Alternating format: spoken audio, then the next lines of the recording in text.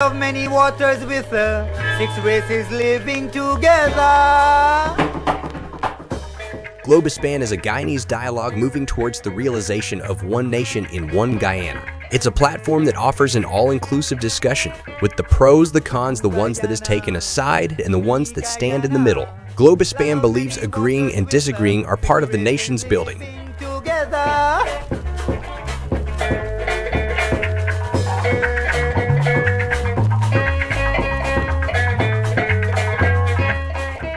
Globespan believes that every Guyanese voice is part of the nation's building.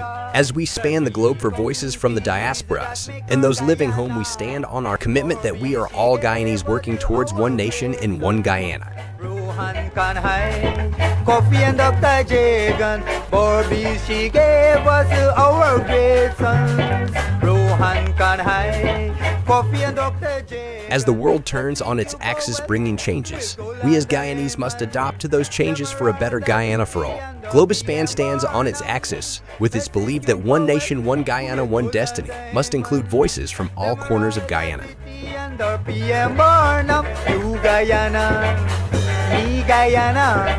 Land of many waters with 6 races living together.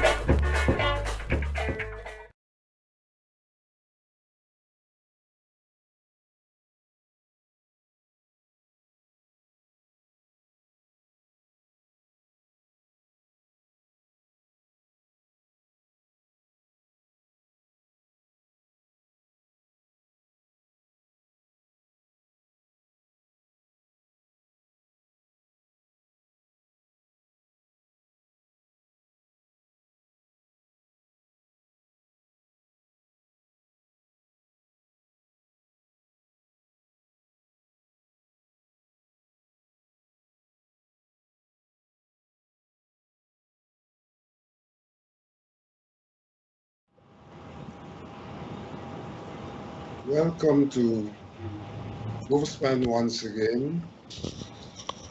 This evening, we do not have with us our regular moderator. However, we will approach the program from the standpoint of a round table. We are this evening discussing the whole question of the Westminster system and its relevance to Guyana as a plural society, the Westminster Parliamentary system. For the benefit of the audience, probably we ought to explore what the Westminster system is all about, what a plural society is all about, applying it to Guyana specifically, and having done that, then to explore the relevance of the system to Guyana. In studio this evening, we have the regular guests in the person of Ravi Del and Ramharak Betoram. We have a new guest in the person of Mr. Hicks, Andrew Hicks, who is a lecturer at the University of Ghana in the Department of Sociology. And yours truly, Vincent Alexander, who is doing the intro here for you. So as I said, I think the way to go for us is to, first of all, explore the whole concept of the Westminster system, explore the idea of a plural society, and then, with those concepts clear, we look at the relevance of that Westminster system to Guyana as a plural society. And I'm going to ask Ravi to have the first go at it. Well, Westminster system, I think all of us should know a bit about this because we inherited it from the British. They ruled us after 1814, and they insisted that they would keep us as a colony until we learned the rudiments of this system to govern ourselves. So we were being, tutored by them for our own good. because we didn't know better initially. Be as it may, some of the fundamental aspects of that system evolved within their experience in Britain. So by the time they began to introduce democracy, England had conquered Scotland and Wales and Ireland. So while individuals would still define themselves by those terms, by and large, they were fairly homogeneous in how they saw the nation. Nationalism had served its purpose to give them a united identity, and ruling their colonies, ruling their empire, gave even disaffected Irish and Scots an incentive to be seen as British, because, for example, in Guyana, 90% of our overseers were from Scotland. Poor as they were, the lower classes, but yet they were overseers. They were over all of us, overseeing us, overseers. So in terms of governance, they introduced democracy, and they elected gradually commoners to the House of Commons, the ordinary people. They then had men initially, then women. So you had this franchise. At that point, it became a universal franchise where all British men and women over 21 would elect members to the House of Commons, they call it. They had a peculiar institution from their history, a second house called the House of Lords, where the old nobility that used to run England would sit and, in a sense, oversee the Commons. That went on for quite a while. So for our purposes in Guyana, the Westminster system basically is an elected system that sends representatives to their parliament, the House of Commons, and then there's the House of Lords, that's hereditary, and also they have some who are then selected by government. Of great importance to us is the rationale for their mode of electing their representatives. They broke England into constituencies. So they would talk about representing the interests of those people in those constituencies.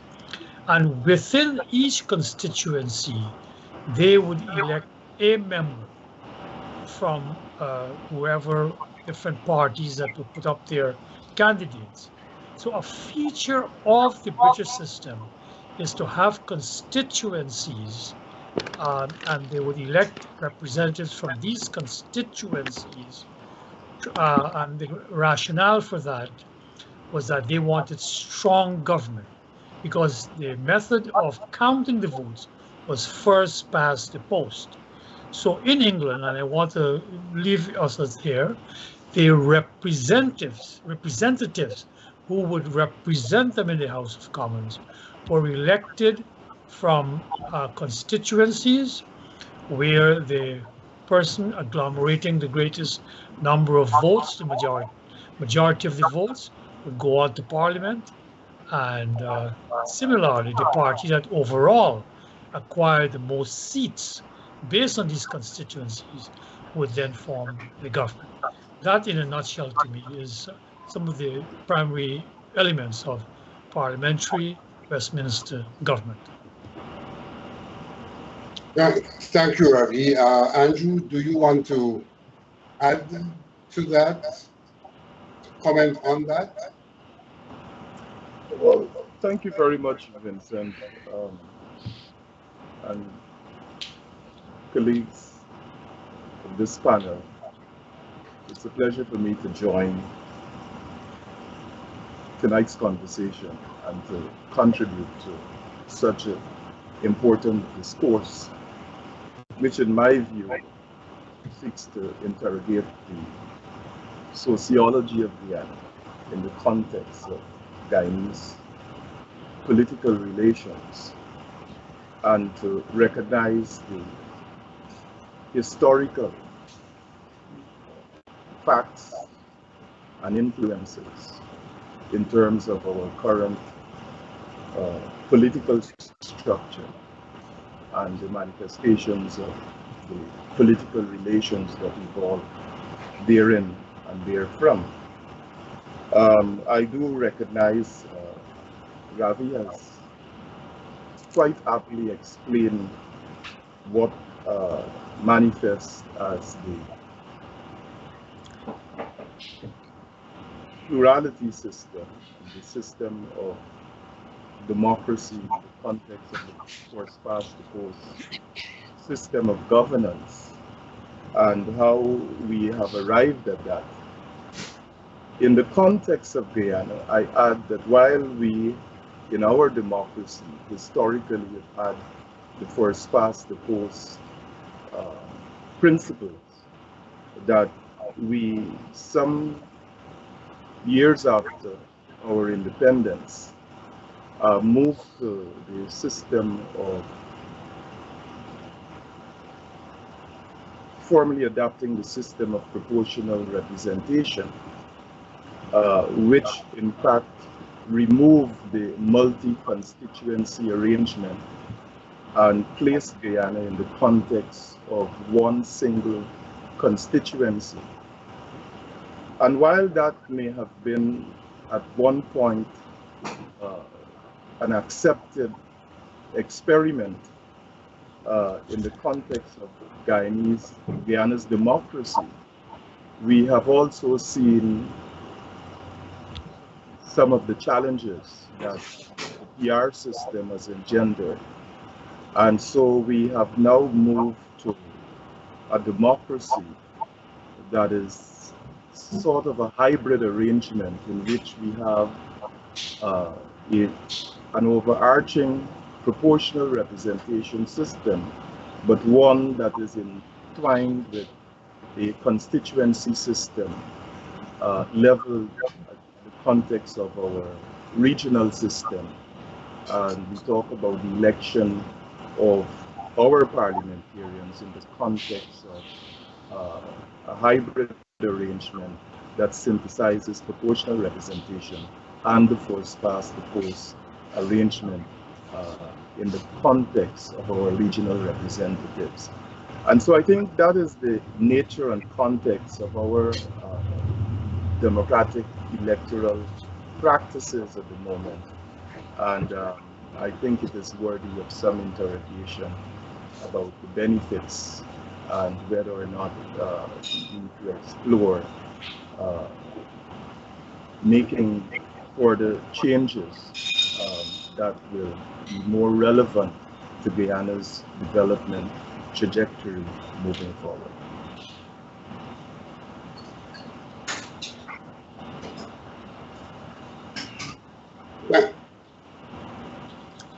Thank you, Andrew. Vincent, before we proceed, it's rather disconcerting for Andrew to be flitting in and out. Is that something Devin can control? Yeah, we're fixing it now. All right, let's hope we get that improved on. And in the meanwhile, we go on to Pedro. Well, I don't want to repeat, what was said. I think, there's just a couple of things I want to throw in, and I want to kind of shift the focus to the other two words that we're using in our topic, the whole notion of a plural society, and its application or the application of a parliamentary system. So I think most people, in simple terms, when we say parliamentary system, you're kind of looking, if you're looking at the British system, you have the prime minister, right? In the case in Guyana, the prime minister doesn't have as much power as the president, so there's a distinction there. And I think one of the overarching structural mechanism built into a parliamentary system is, as opposed to a presidential system, is the whole notion of the executive fusing power with the legislative branch. In other words, if you have a majority party in parliament, then you pretty much control the executive and the legislative branch, unlike the United States, right? Where you have that separation of power. And certainly, as was mentioned here, this was a system that was given to us by the colonial power. They are obviously impositions. You know, we fluctuated from times where we have basically one house to times where we have two houses, right, in that legislative structure. But I think for us, when we talk about the parliamentary system, inevitably, the focus is on the whole notion of who controls parliament and therefore who controls the executive branch. And I think that is where, for us in Ghana, that is where the issue lies, right? You know, we can make improvisations to the current system. In some ways, it has been perversed.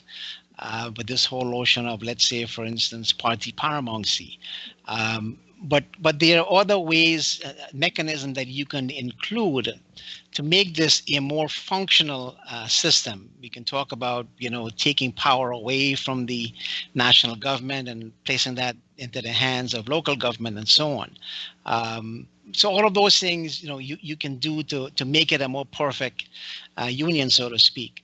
But to come back to what I said before about, you know, this being this kind of system existing in a plural society, the Europeans have worked out their issues, right? Since the collapse of the Roman Empire, they've settled their issues. So that was a natural process. Again, using England as an example where the parliamentary system developed, right, over years. So that worked well for them. So we have a society that is, as we say, plural. So therefore, the challenge for us, as I said before, is that how do we make that system more responsive? How do we make it more acceptable to everyone? And I think that has been the challenge for us. But I'm not suggesting we throw the system out. I'm saying we can work within the system we have because, you know, you can't throw out everything that you were accustomed to for so many years since independence. So we're stuck with this system. This is an explanation. And when we talk about making that applicable in a plural society, one of the focus that people have actually latched on to is this whole notion of power sharing, especially in society where you have different communities. How do you you know, mesh the parliamentary system? You have opposing political parties, but at the same time, mesh the representation or ensure that everyone gets accepted into that system and are part of that system. Thus, as we have seen in our situation, we've had to throw in this whole discussion about power sharing within this whole notion of a plural society and a parliamentary system. And I think that is where we are at this stage. But that's a different discussion we can have, and maybe later on we can continue with that. So I will leave it at that. Thank you. If I'm to throw in my 2 bits in the question, I think that when we talk about the Westminster system, in many regards, we're talking about a system that is majoritarian, in the sense that, yes, we have constituencies, and the parliament is made up of the various elected persons from the constituencies. And the relationship between the parliament and the government or the executive is that the party which acquires the majority of seats is normally called upon to form the government. But let me hasten to say that in the circumstance where a particular party does not control the majority of seats, that system provides for parties to coalesce, and through coalescing to form a government made up of more than one party, but essentially observing the majoritarian rule, because those parties would, having come together, represent a majority of the seats in the parliament. So the whole notion of the majority rule is germane to the Westminster system. But when we talk of the majority rule in that context, we're not talking about a representative system where the party that has the majority of votes is the party that takes the reign. We're talking about the party that has the majority of seats. And that is important because in the Westminster system, the constituencies are not necessarily even in terms of the numbers. And so you can have situations in the Westminster system where a party in terms of the absolute votes may in fact be a minority party, but at the same time, having won the majority of seats is the party in government. And I think that we have some stark examples of that. I think right now, if I'm not mistaken, in Barbados, the ruling party won all of the seats. But if one were to look at the proportion of votes, they may have somewhere in the vicinity of 70% of the votes. And the party with 30% would not have won a single seat because they did not win a single constituency. And so that the parliament is not necessarily representative of the people from the standpoint of the minorities, minority party being represented, because the basis is constituencies as opposed to the absolute number of seats the party acquires. One could be ridiculous to say, for example, that a particular party could lose each and every constituency by one vote and end up with no seats. And the party that won each and every constituency by one vote can have all of the seats. And you can have the kind of situation where a party that has 49%, of the votes, or even more, or even majority of the votes, can find itself not having a seat, as was the case once in Trinidad, where one of the parties with 30-something% of the votes did not, in fact, have a seat.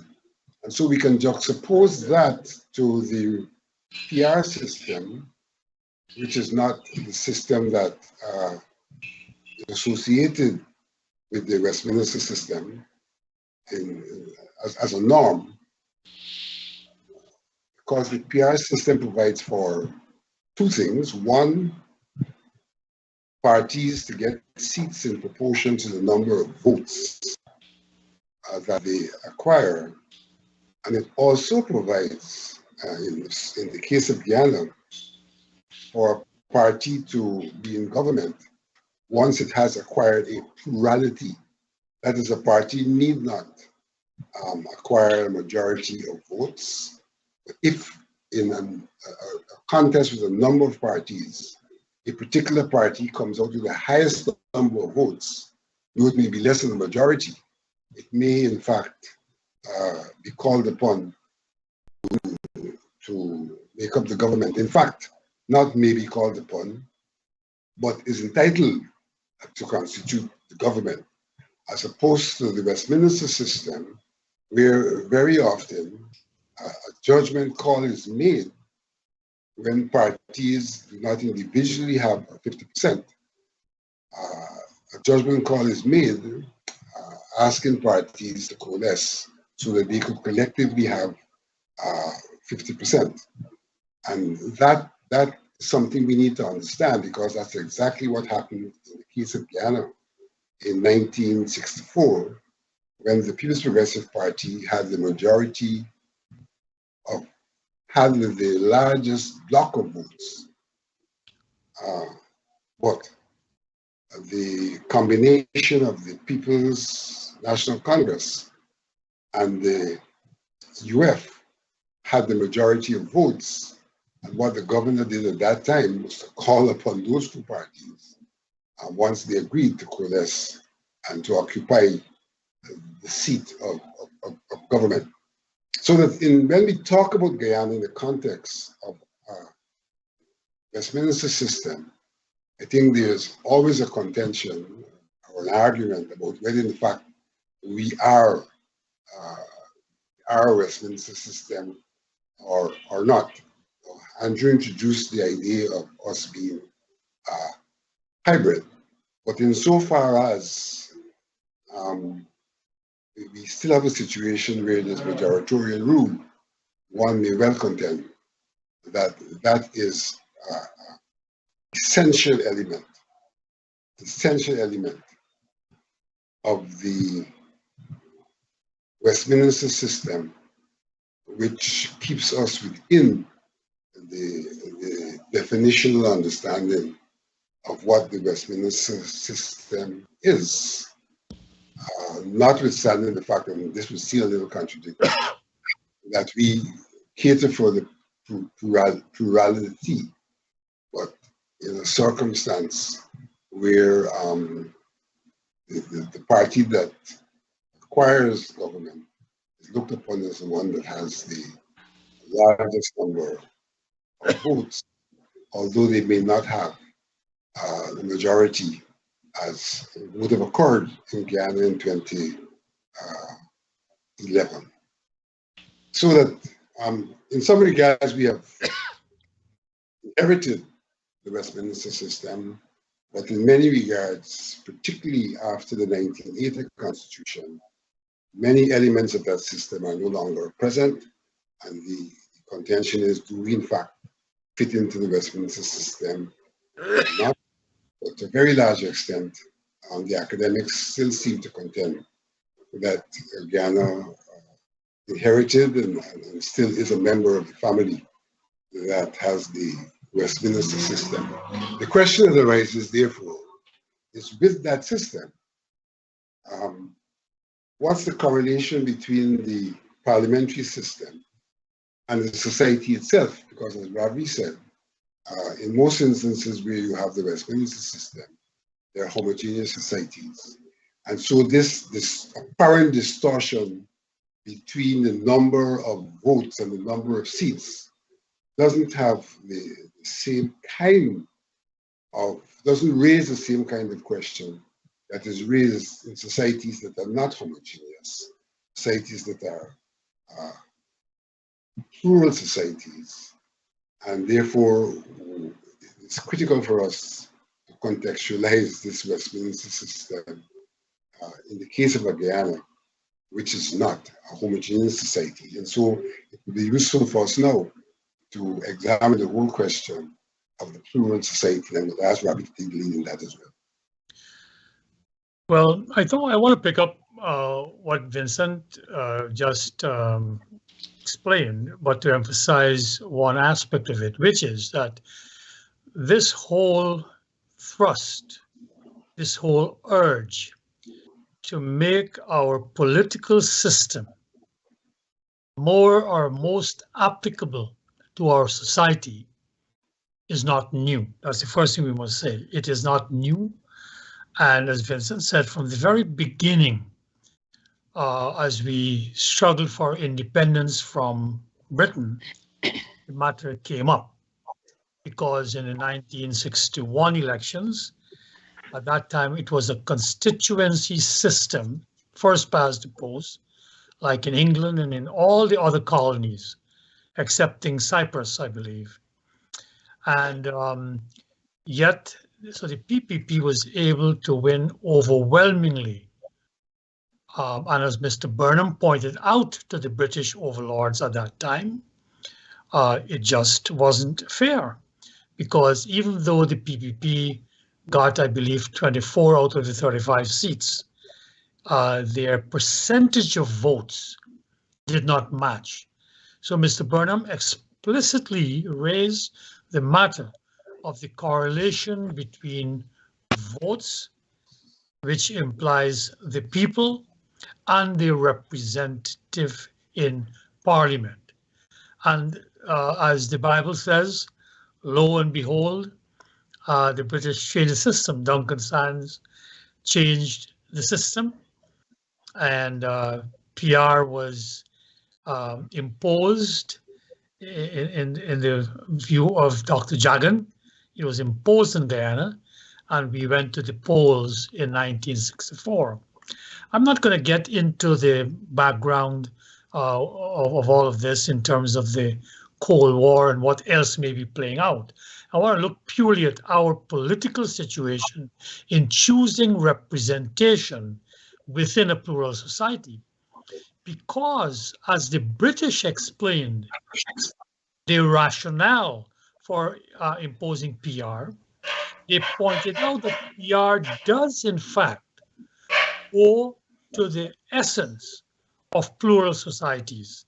That if a society is plural, meaning there are groups within that society that see their interest as differing, then PR gives them an opportunity, each of these groups, to be able to agglomerate their votes and be represented, especially as the British did in Guyana, for an overall list PR, meaning the whole country, as I think Andrew said, is one constituency, and you can agglomerate votes. So let us really hone in on this, that the British explanation, with a straight face, whatever else they may have sought to do, they said they want to make a system that is more representative of Guyana's plural society. So here we are from the word go.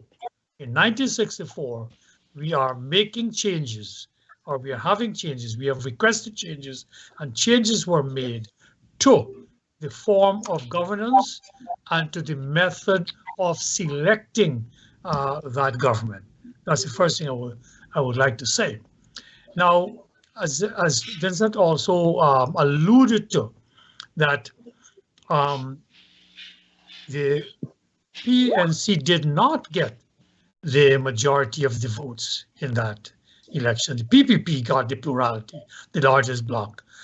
But what the British had explained and what happened is that you have the option of coalescing with another party to form that majority.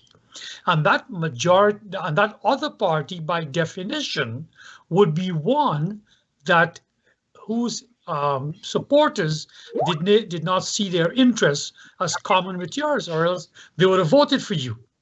So again, it's a mechanism, the British says, to bring together people from a plural society. And again, lo and behold, because these were like biblical things coming from on high, the UF coalesced with the PNC to form a government, right? And in my estimation, and I want to editorialize a bit here, this was, I think, something very, very revolutionary, because like I said, the British was changing 200 years of their own history from 1832 when they gave the franchise, to change it for us in Guyana. We were almost unique. Like I said, I may be subject to correction that Cyprus was the only other one, and Cyprus had some problems in '63, I believe. So the thing is that we got a special dispensation in 1964 to address our unique plural nature of our society. But again, and I don't want this discussion to evolve into all conjectures and, like the old scholastics argue about how many angels can dance on the head of a pin. For in real terms, Mr. Burnham decided by 1967 that he does not want to go into a coalition in the future. He does not want these other interests in the society to agglomerate with his party's interests. and so form a government that has a broad spectrum of interests under its umbrella. Mr. Burnham decided that he will go it on his own. So by 1968 elections, the PNC went alone under PR system. And again, I will not, at this juncture, devolve into the legerdemain that Mr. Burnham performed, but he did come out with a smashing majority. So, and I'll leave it at that. The point is, I want to emphasize that the effort to match the system of governance, to change the parliamentary system, to change the Westminster system, and to also use the electoral system to do so is not new. It was changed, it was done, and we can have a counterfactual. It is very possible, in my estimation, that if Mr. Burnham had continued with electoral policy, Guyana's politics would have been much more moderated, somewhere along the lines of Eric over in Trinidad, because you were agglomerating a wider cross-section of your citizens' interests. I'll leave it at that for now. Andrew, would you comment here? Plurality, plural society?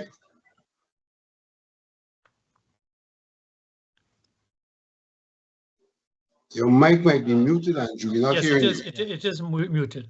Andrew, on mute. Unmute your mic. Yeah.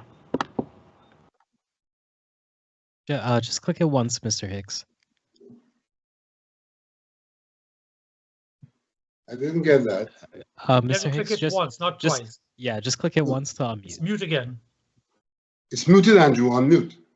One click. There you go. Right, Yes. good. You're there. Go on. Go ahead. Yes. I do recognize and want to acknowledge indeed that Guyana is indeed a plural society. We are made up of different ethnic groups, regardless of what proportion they exist. And they have their own peculiar interests, their identities, their cultures, and their values. And it is important to recognize that the politics of the society should be organized and mobilized in such a way that it allows for the integrative development of the various ethnic groups. What I think historically we have seen in Guyana is that while we have made some accomplishments with the tweaking of our political system over the years, historically we have had a number of political conflicts, fallouts, and dissatisfaction that have inhibited Guyana's developmental progress. And that is so because our political parties are essentially organized around our ethnic identities. All across Guyana, there is the acceptance that whilst the two major political parties in the main proclaim that they are multi-ethnic parties, at the broader level of the society, there is open acceptance that these parties are aligned according to the ethnic population, and in fact, one being of East Indian patrimony and the other of African or Black patrimony. And so, that being as it is, has led to a number of dissatisfactions. And what we have seen, despite the efforts of Forbes Burnham, despite the contestations of Dr. Jagan and the subsequent leaders of the PPP and those in the PNC, that has brought about changes in 1980 and again in 2001, what we've seen is that our electoral arrangements does not bring about the ideal satisfaction and the level of cooperation between these two ethnic groups. And so the question that arises is whether or not the current electoral system and the parliamentary system enables the bringing together of the different ethnic groups and to forge the whole process of national development. My answer to this is that while there's been some achievement, it is requisite at this time that we take stock of the challenges that prevail.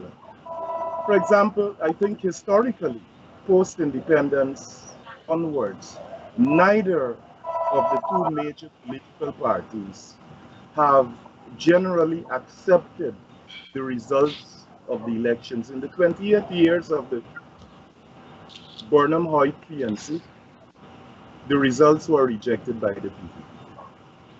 In the 23 years of the PPP, the results have been rejected and contested by the PNC.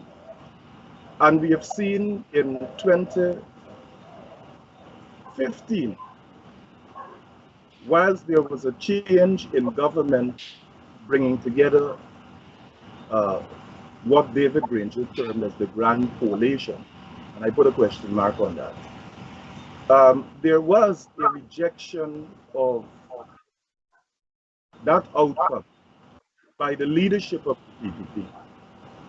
And again, in 2020, we've had a similar rejection scenario. And so what that points out to us is that we have a political arrangement that is not engendering the unity of the nation.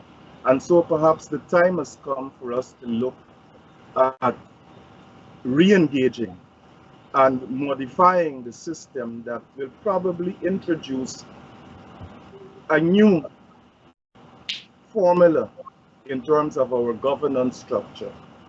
For me, I think what would be more relevant in terms of a new experiment is the adoption of a consociational arrangement for electing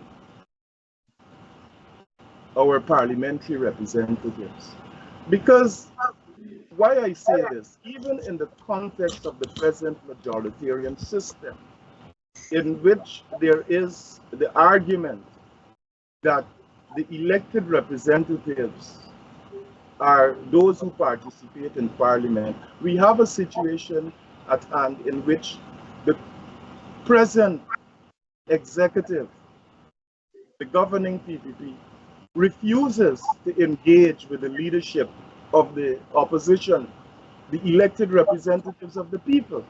And that in itself is a contestation for further divide and destruction. Their argument is that they would prefer to engage with a wider body of citizens. That flies in the face of a parliamentary democracy, and more particularly in the context of a Westminster democracy within the boundaries of our pluralism.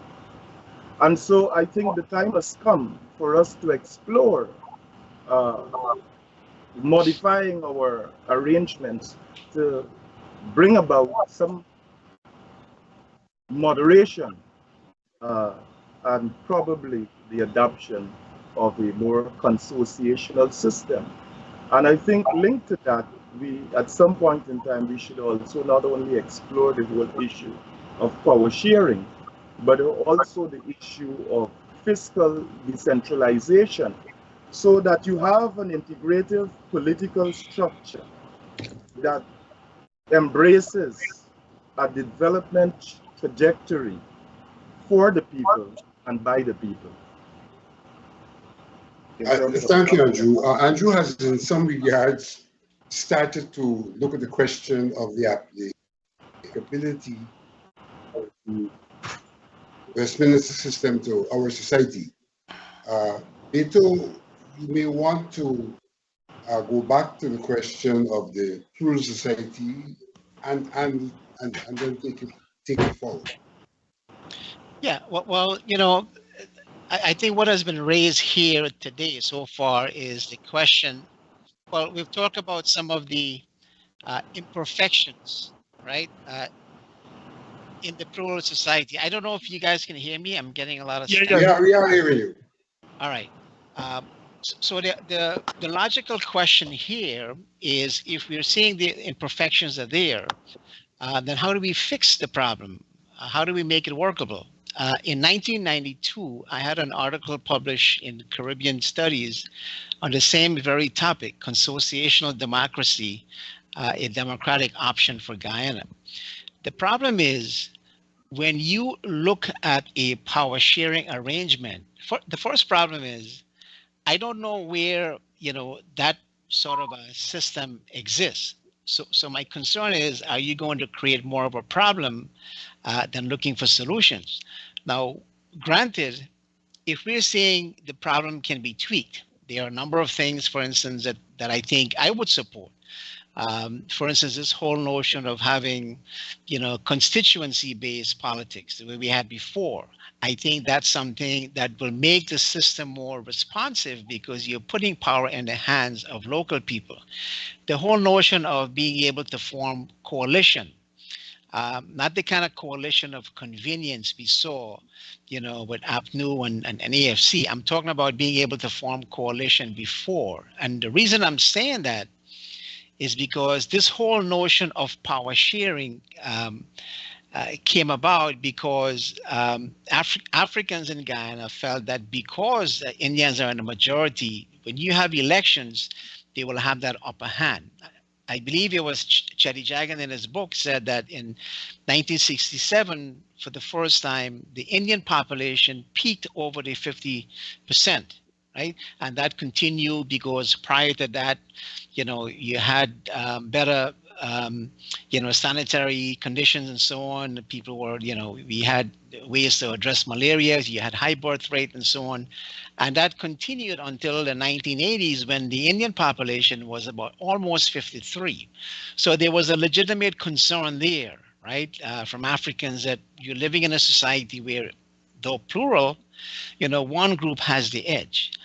But the point I'm trying to make here is a couple of things. One is, if we're going to throw this system out, then do we have a model? And I think, a discussion with people like Henry Jeffrey, they point to this whole model in Northern Ireland. The problem is, when you look at that system and any kind of consociational, which is a big word for power sharing, you run the risk of, creating a government where, first to begin, there is really no strong opposition to question what you're doing. And then you're also running the risk of having, gridlock in government. And we've seen that if we can use that model in Northern Ireland as the best model there is, then that has been one of the issue.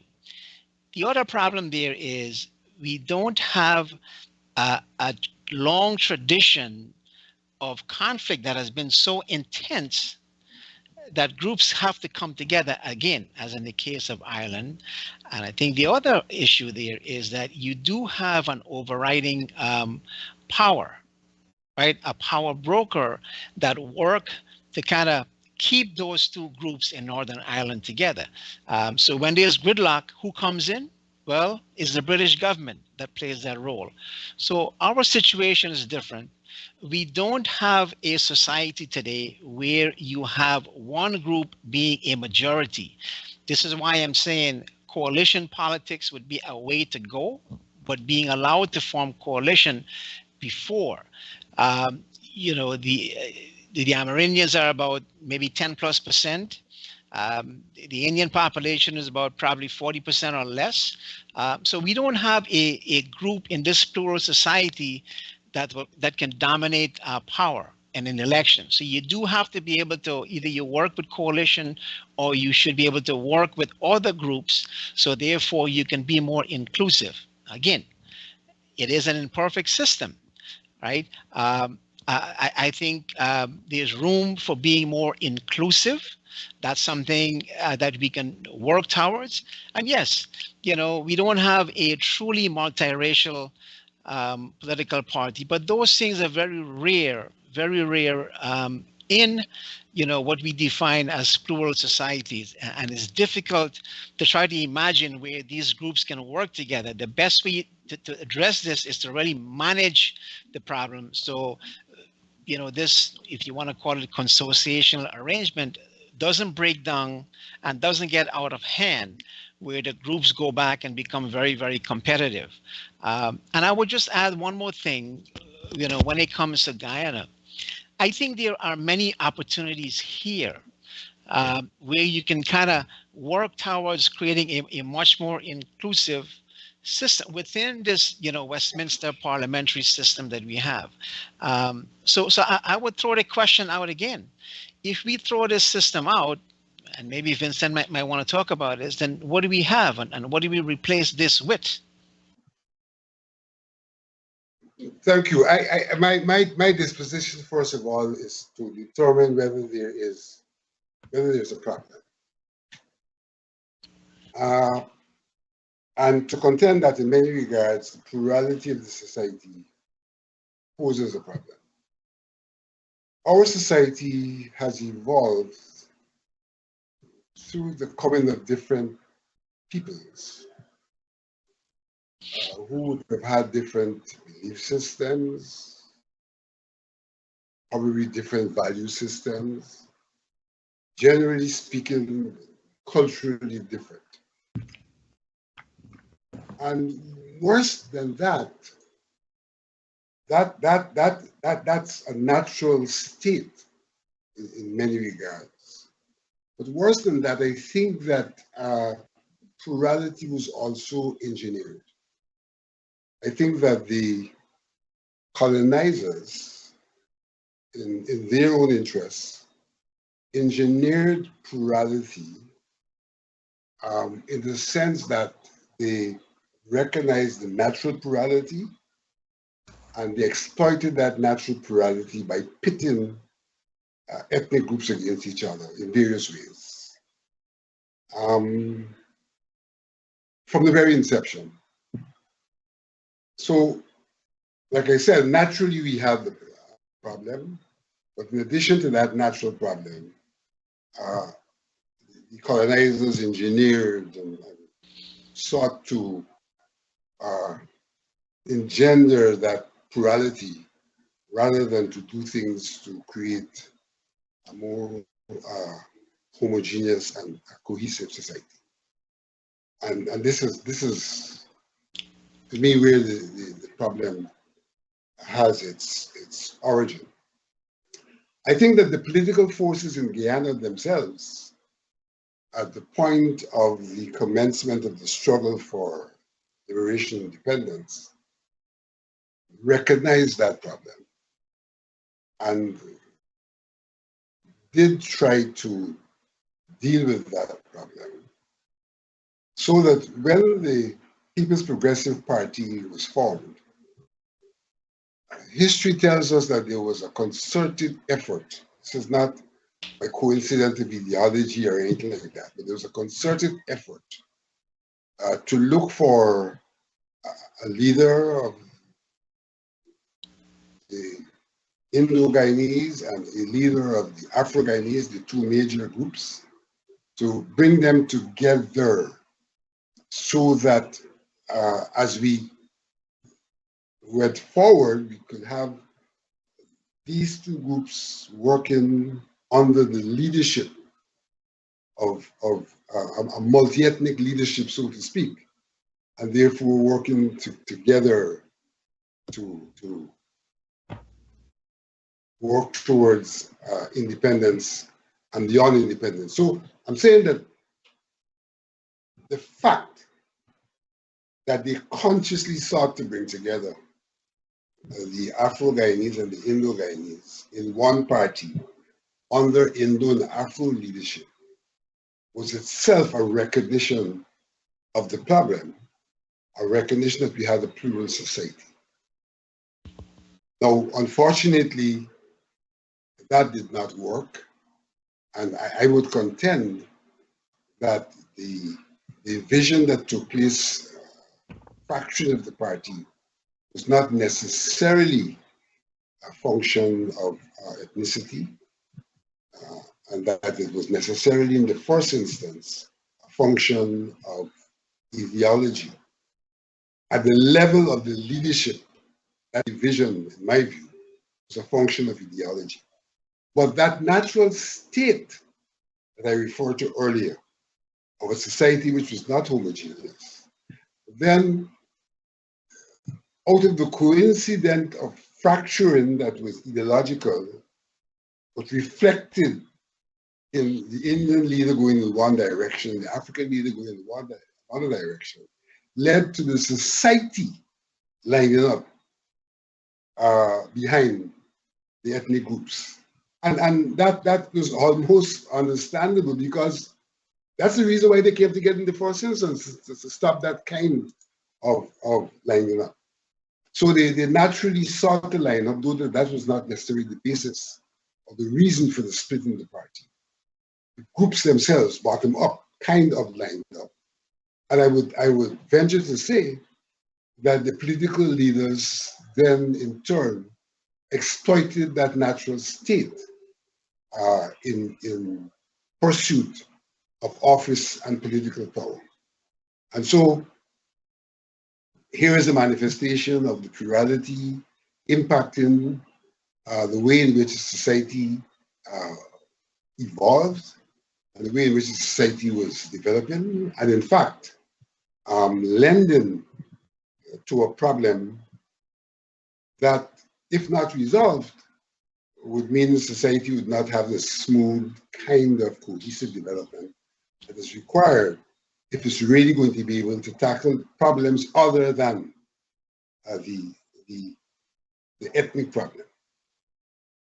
And I'd like to go further to say that whilst very often we tend to focus on the Afro-Guyanese and Indo-Guyanese, and my good friend Henry Jeffrey talks about the bi-communal situation, I don't think that we should ever ignore the fact that even as the Indo-Guyanese and Afro-Guyanese lined up behind leadership, kit and kin, that the same emergence was taking place in the Amerindian Guyanese community. That we had the emergence situation where they too were, in a sense, being mobilized by and lining up behind somebody of the same ethnic group. So it's not just a question of the Indo and Afro. I think the Amerindians were also, in some regards, into that mode, with the smaller groups, the Chinese and the Portuguese not being that easily identified with that situation. Suffice to say that one may contend that there was the Portuguese and the Amerindians coalesced, because the TUF, in a sense, found itself representing largely the Amerindians, whose numbers were even greater than the Portuguese. So I'm saying there is a problem. And the question is, has our parliamentary system worked? Has it worked? Now, we know what happened prior to 1964, and we know what the call was at that time, and we know why we changed from the system of constituencies to a PR system. And in many regards, those who call for the change, whilst not being specific about the change addressing the ethnic problem, they weren't specific about that. But if one checks the stats, then the change in some regards was intended, in fact, to address the ethnic problem. It was intended to provide for a situation where you wouldn't have ethnic dominance, because the way in which our constituencies were constituted. In a Westminster system, constituencies can be manipulated in a manner to favor one or the other party. And in the case of Ghana, not only was that manipulation possible, but the way in which we populate the country provided for natural constituencies of ethnic groups. And so, though we talk about the constituency system, to a very large extent, that constituency system reflected the division and the heterogeneous nature of the society. So in some regards, PR was intended, could have addressed that problem, because with no group necessarily being a majority, PR meant that groups had to find a way to get crossover votes if they were in fact going to become dominant, or to do what happened in 1964, two parties which essentially represented different blocs came together. The PNC, which represented to a large extent the Afro-Guyanese, and the TOF, which represented to a large extent the Amerindians and the Portuguese, came together. But then there again is the problem that they have come together, two of them, and a large bloc is kind of left out. So it's not a complete solution in our circumstance to the problem. So how do we, in fact, in the context of the ongoing division, which is now reflected in the political system by virtue of the way parties have evolved, how do we overcome this visual, clear division and this attempt to go after power from the standpoint of one's ethnic group, as opposed to going after power on the basis of ideology, on the basis of ideas, bearing in mind that there's a claim that they're going after power on the basis of ideology.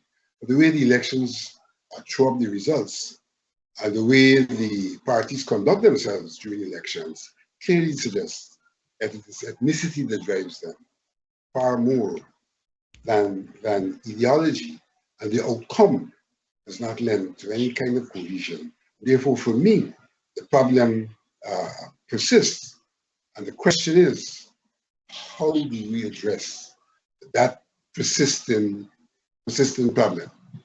There are some ideas I have in that regard, but since we do this by rounds, I would then cede to Ravi to see what his views are in terms of addressing the problem. He may not even agree with my contention in terms of the extant problem.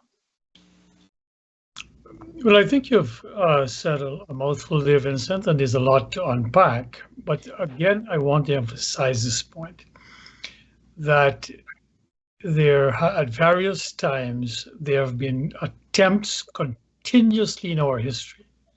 This is not a theoretical problem of matching our political system to our plural society. Mr. Burnham, with a straight face, after he kicked the UF to the curb, introduced a new constitution, right? He introduced a new constitution even before that with the Declaration of Sophia.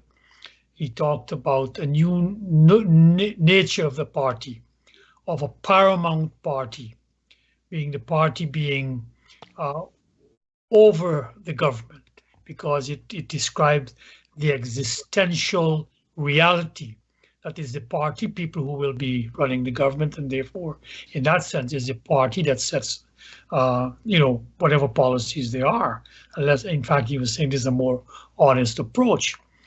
We saw that playing out in terms of doling out, where the Ministry of National Mobilization was fused with one of the PNC Office of the General Secretary or some such thing, a very cumbersome name, about 10 letters. The point I want to make is that Mr. Burnham, and let's not even get into quibbling, tried one method of bringing the society together on an ideological front, taking a risk against the Americans. He introduced cooperative socialism, and he introduced it in a manner where he saw the need for us as a people, all Guyanese, to be disciplined. We were indisciplined in his mind. So this was a very carefully thought through program whereby he formed institutions, the Ghana National Service, the Ghana, what you call it, the People's Militia. You had the GDF. You had in each, or you had the YSM. Vincent would know about that. You had, you know, the WRSM and all of that.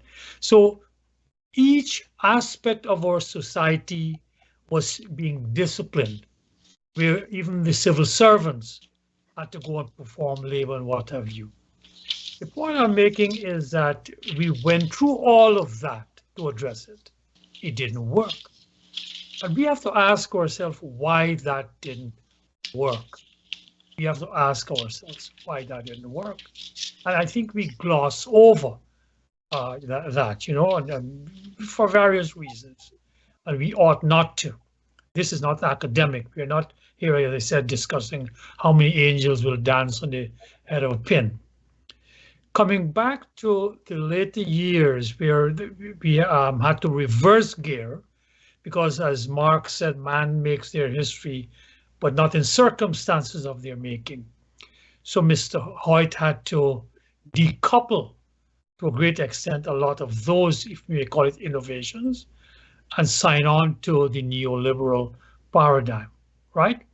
And you talked about the PPP then coming in and operating within that.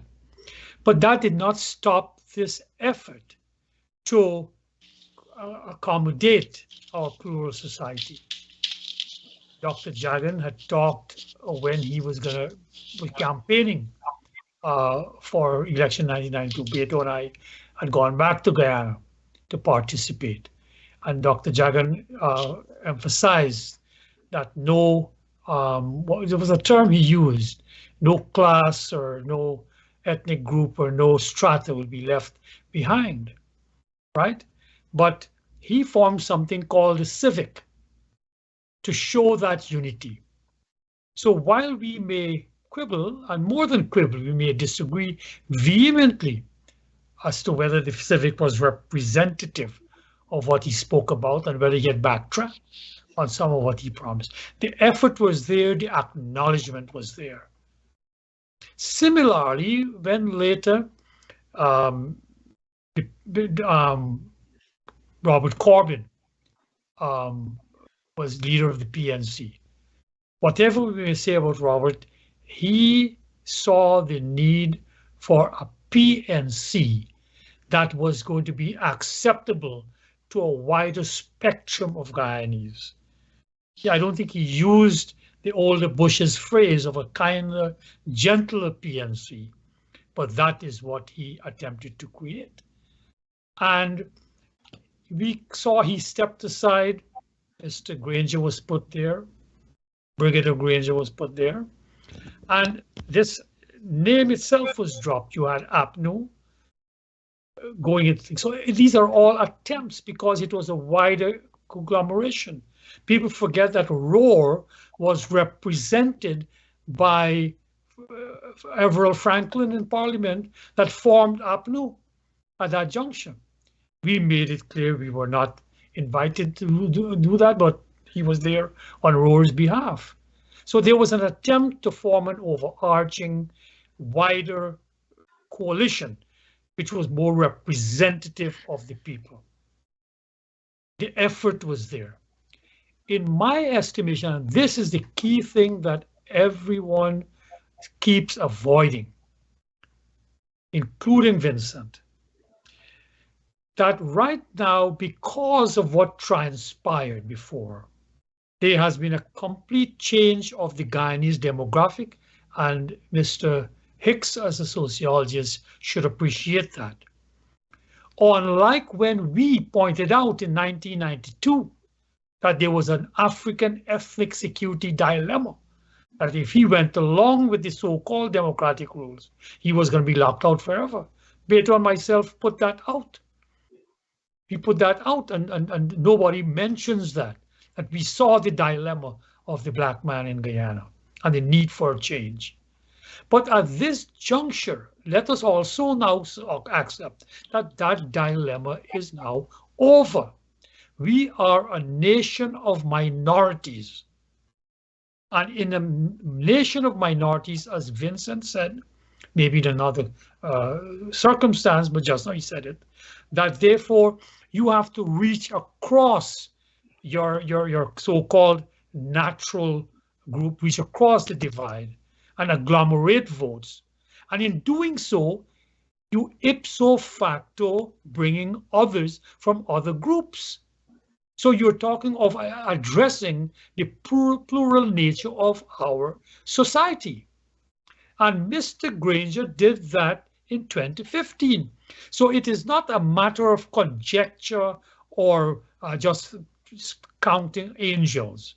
This occurred in our Guyana in 2015, where Mr. Granger, as the head of APNU, coalesced with a party under Mr. Ramjatan. I think, I'm not sure where Raphael was at that juncture, but he coalesced. He was known to have at least 11% of the Indian votes, and they won an election. They won an election, and they got into government. So when we talk of consociationalism as a methodology of addressing the ethnic dilemma in terms of groups' interest being thing, we forget that there's another form of power sharing, consociationalism. Let us accept this, that there are great dangers here. Consociationalism has about 5 elements, and the major elements is this pre-coalition, but it has minority veto over matters that affect their interest. They have a veto over it. And we have seen, for example, in the rule that where the minority does have a veto over the selection of our Chief Justice. You would say, man, how come these two parties can't do it? Because there's a minority veto. And it's called the problem of immobilism. You're immobilized if you can't come to an agreement. So consociationalism is not the panacea that we talked about. But I want to conclude by saying what I've been talking about, and I don't get any response. Another form of power sharing is called centripetalism. That if you have to go out and accommodate the other, you in a sense are creating a centripetal effect. You are moderating your rhetoric. You are bringing people inside. So here is a major problem we are facing in Guyana. So is the PNC, which do what Mr. Granger did, they can either get Indian votes by coalescing, or they can go into Indian communities, use people like Mahipal and others to get Indian votes. Would we say that they are Harakati recruiting indentured? Like some are saying that those who go into black communities to recruit votes are slave catchers? I mean, this does a great injustice to where we are. We have a way right now, an opportunity in Guyana for us to use centripetal power sharing. Go out and moderate your program to accommodate the interests of the other groups, accommodate the Amerindians, accommodate Indians, accommodate Africans, and maybe we can create this new beginning in Guyana, because people will see themselves represented in there, and not necessarily by faces or token faces. We have to get towards policies and programs. So I'll conclude by saying now that this is not theoretical. We are here, and we need the here and now. And I think we got to get off this whole point about saying, well, you meet in Parliament. That's where you meet the representative of Africans. But nothing should stop you from going into African villages You got me? There's nothing that stops the PNC from going to Indian villages or Amerindian villages. You should be doing that. Let them see that you, let them touch you, feel you. I always come back to my own village of Iflat. Where I walk in my village of Iflat, we have an African section.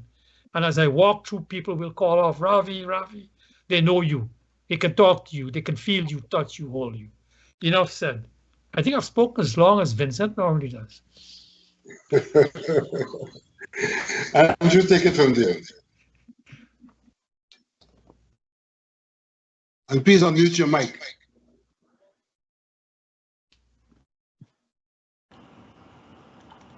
Unmute your mic now. Yes, go ahead. No, it's still muted. It's muted Still again. muted, Mr. Hicks. Still muted. Still muted. There you go. Unmute. Good. Go ahead. And it's muted again. Just one time. Click Mr. and let Hicks. it go. One click, Andrew, and let it go. It's muted. There you right? go. Yes. Go ahead. Yes, yes, I do hear Ravi on the issue of the alternative form, centripetal power sharing, as against constitutional power sharing. I can appreciate his argument, but I also think that to suggest that because consociational power sharing in its tried form has emphasized on minority veto, that does not mean that if we are seeking to bring about a system that is appropriate and relevant to Guyana's context, that we need to emphasize on the issue of minority veto, and that we can move away from that and we can bring newer principles into the decision-making forum. I think when we look at the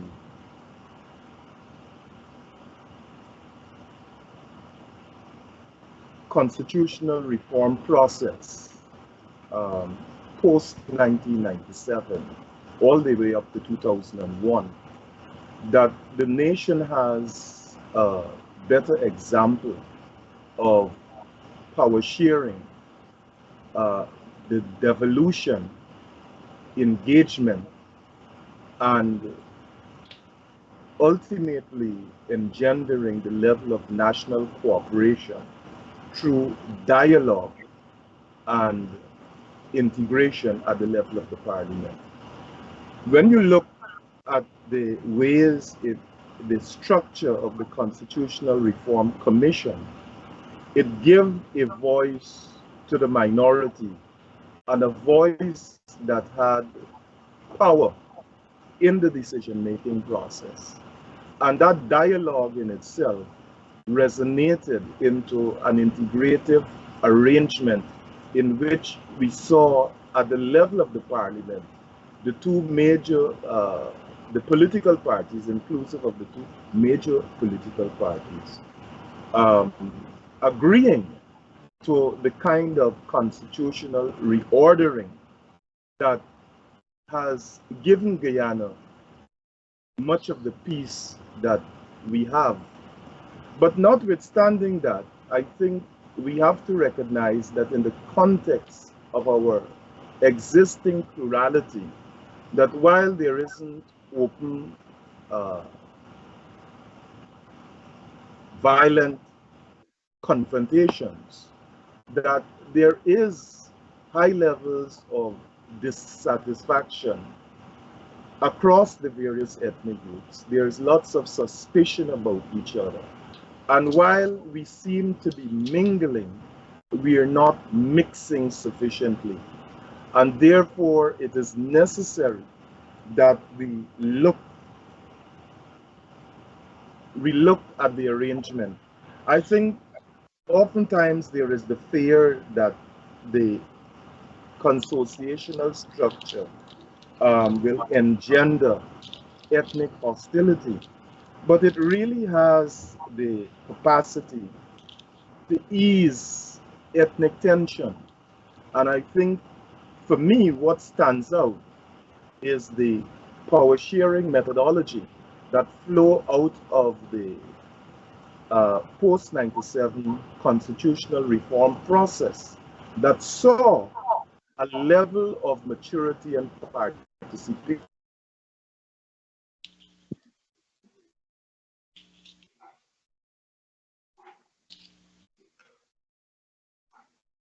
There seemed to be a connectivity problem with Andrew. I will therefore ask Beto to comment at this time while he tries to get back in.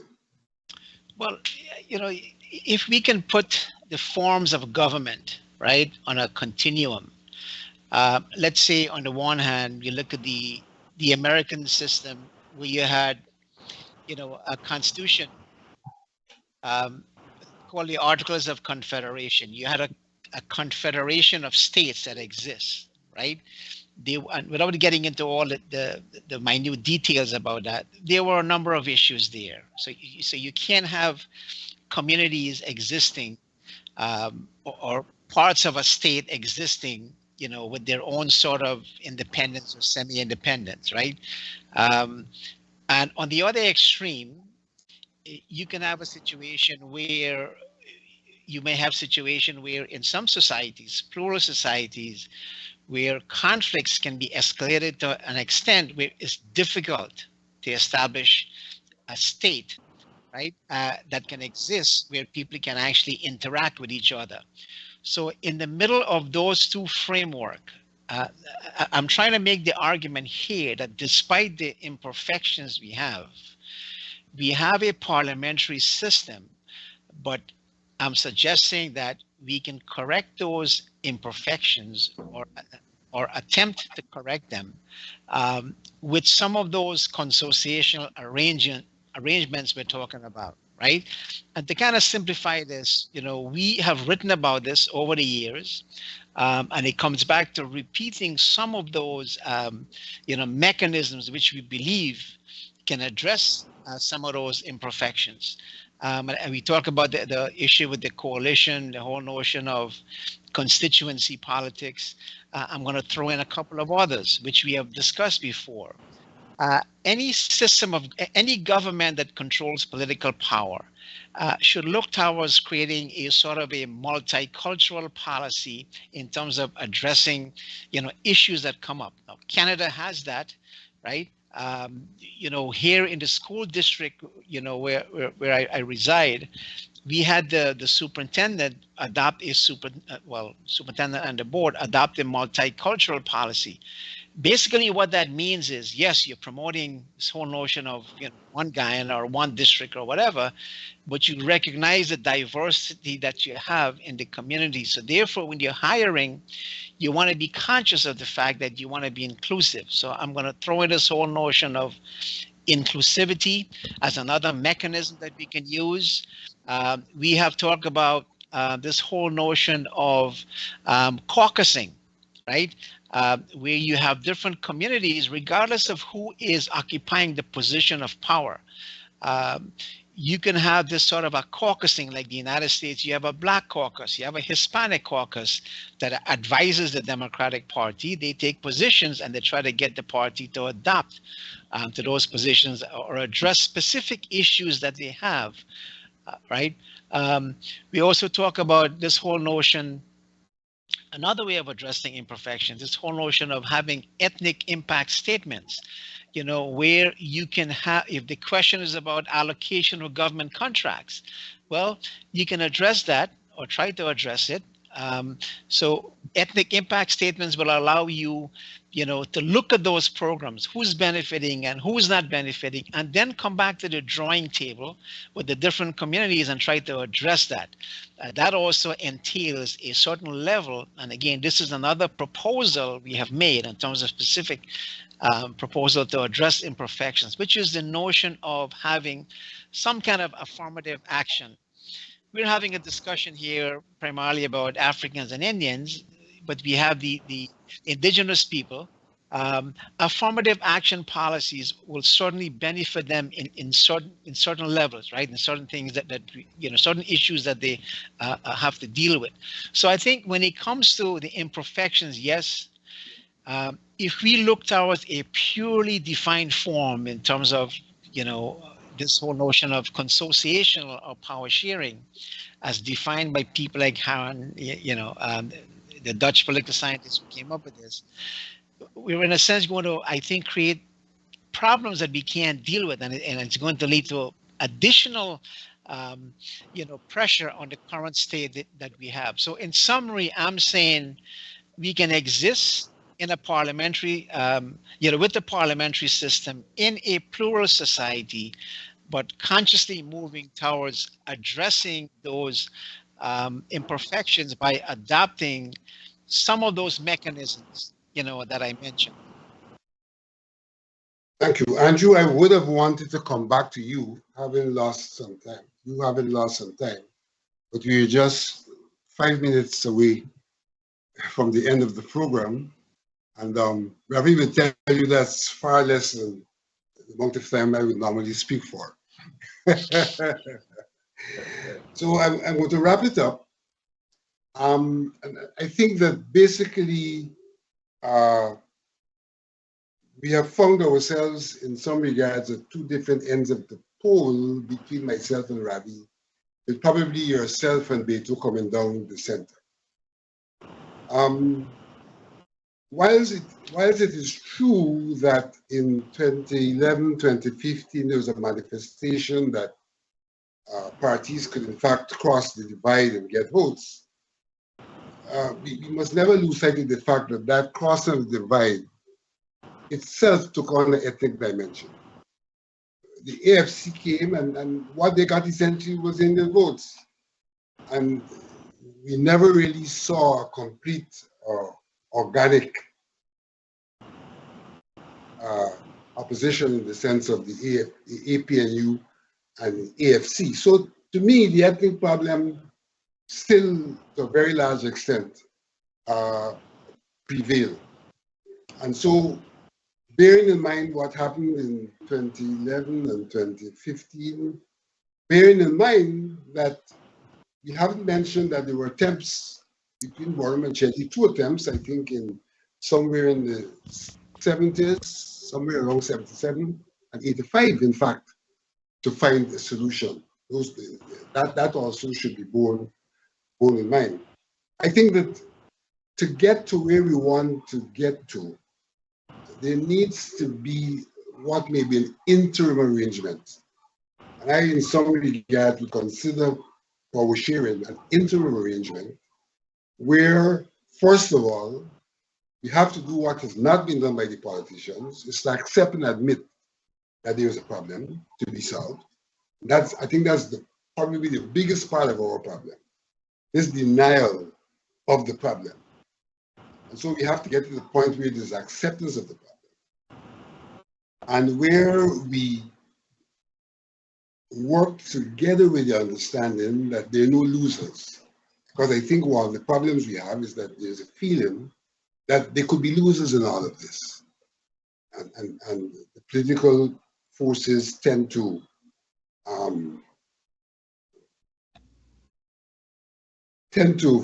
focus on that fact that they may be losers.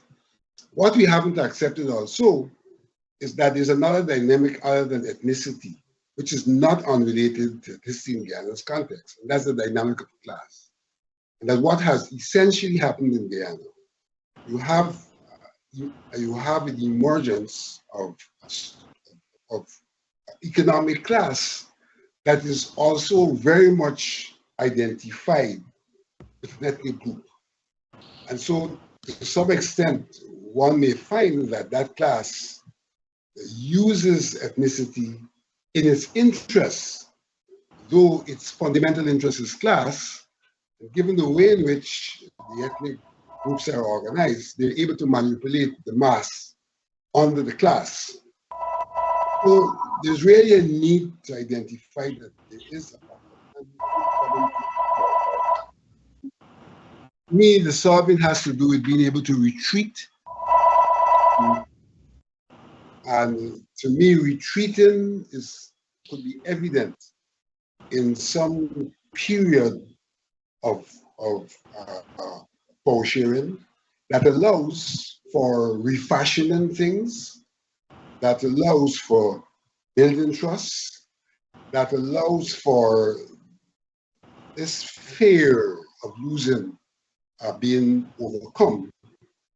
And that to do that at the central level, I think that given the way in which we are geographically or demography, if you were to have a true possibility of decentralization, where both from the standpoint of governance and the standpoint of resources, communities are able to do much more for themselves and not point a finger at someone else, then we may well create the environment where we can eventually get back to a system where this whole question of good governance prevails. Because what Beto is really pointed to is good governance. And one of our big problems is that in pursuit of power and control, we really don't observe good governance. So the whole question of inclusion, the whole question of transparency, all these elements of good governance, which can provide for a kind of equality, is absent.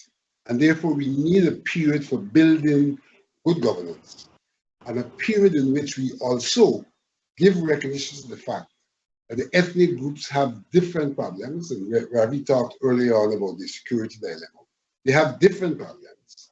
And that in that period, we seek to identify and to provide for the resolution of those different problems so we can transition out of a society where diversity means division into society where diversity means respect, mutuality, and recognition, and commonality insofar as the nation is concerned. I think we have reached what may be called the witching hour, and so I have no choice but to bring the discourse to the end. Suffice to say, I think we have to find some way in this conversation to explore the two end poles, where I am and where Ravi is, to get to something that is acceptable, not only at the intellectual level, but at the level of the people. Because at the end of the day, much of what our politics is, whether we like it or not, is still driven by the people's perceptions of where we're at and what we're doing. And the challenge is, how do we give the kind of leadership to the people to break down those perceptions? So thank you very much to our viewers for watching. I think that this conversation is obviously incomplete, but it's obviously thrown the questions that we should be looking at as we continue the conversation. Thank you.